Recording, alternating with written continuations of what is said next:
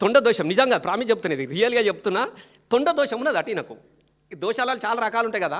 ఈ తొండ దోషం ఎట్లా వచ్చిందని నేను మళ్ళీ అడిగితే ఏం చెప్పినట్టే ఏం లేదు. ఒక రోజున తొండలన్నీ కలిసి సమావేశం పెట్టుకున్నాయట.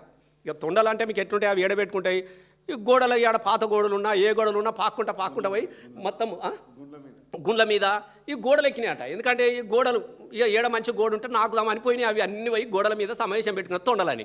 ఈ తొండలన్నీ ఒక్క బందుకు సమావేశం పెట్టుకొని మాట్లాడుతుండగా ఇంకొక తొండ వచ్చి పెద్దగా కనబడి ఇట్లా గోడకే నిక్కుతున్నాడు. అటు తొండలు గోడకి ఏం చేస్తాయి, అవి చేసే పని ఇట్లా అంటా ఉంటే ఈయన కూడా ఇట్లా దుంకాలనా వద్దా అని చెప్పేసి ఇటు ప్రయత్నం చేస్తుంటే ఆ తొండలు ఏమనుకునేవి, అమ్మ మనం చిన్నగా ఉన్నాం కానీ ఇంకొక పెద్ద తొండ వచ్చినట్టున్నది, ఇది ఎక్కడిరా మన రాజ్యంలోకి వచ్చినాయి అని చెప్పి తొండలన్నీ ఉరికేసినాయి అటు ఒకటేసారి. ఈ రాగానే ఈ పెద్ద తొండ ఆయన గోడ దుంకింది, ఉరుకుడు పరిగెత్తుడు అది మొదలుపెట్టి అవి కూడా ఎంబడి పడ్డాయి తొండలన్నీగా.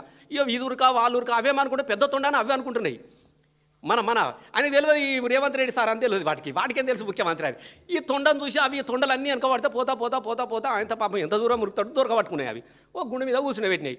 ఏం సంగతి భయ్, మా ఏరియాకి వచ్చినవి ఏందా నువ్వు, మా ఏరియాకి వచ్చినవి ఏంది, మా ఏరియాకి వచ్చి మా పని చేస్తున్నావు, గోడెక్కి ఇట్లా అంటే మనోడికి అప్పుడప్పటికి అన్ని పార్టీల గోడలు దుంకినట్టు ఏ గోడ దుంకవడానికి పోయిండో ఆ రాత్రి అని అన్ని దొరకబట్టి ఏం సంగతి అనేది అని అంటే ఏం లేదు, నేను కొత్తగా ముఖ్యమంత్రి అయినా లేదు నువ్వు మా ఏరియాకి వచ్చినావు, నేను ఇడిచి పెట్టేదే లేదు అని చెప్పి ఒకటి అంగిలో జరుగుతున్నది, ఒకటి లాగులో జరుగుతున్నది, ఒకటి జేబులో జరుగుతా అవును ఇడతలేవు తొండలు బాగా తొండలు అయిపోయాయి. ఇది వర్గాలు ఇది జరుగుతుంది మొత్తం మీదెక్కి కూర్చున్నాయి. ఇక అరే నీ దయామావు నేను ఎట్లన్నా నాకు అజ్జయ్యారు కానీ నాకు కొద్దిగా నేను కొత్తగా ముఖ్యమంత్రి అయినా 4 రోజులు నాకు అవకాశం ఇవ్వాలంటే ఇస్తే మాకేంది అవకాశం అంటే ఏం లేదు, పేరుకు మాత్రమే నేనుంటా కానీ మొత్తం మీ పేరు చెప్పుకొని బతుకుతా ముఖ్యమంత్రిగా నేను మిమ్మల్ని తలవకుండా నేను ఏ సభ పెట్టా అని చెప్పినట్టు